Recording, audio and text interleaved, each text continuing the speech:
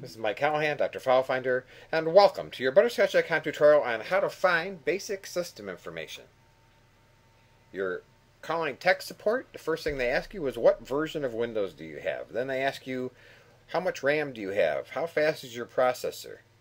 Well, these are easy questions to answer if you just know where to look. So we're going to click on Start, Settings, and go to Control Panel. Click on that. Control Panel opens up. You want to double click on System. Bring this down where you can see it. Now here on the General tab, you see it shows you got XP, Professional, version 2002, Service Pack 3, who it's registered to. Shows you that it's an AMD processor. What type? Dual core.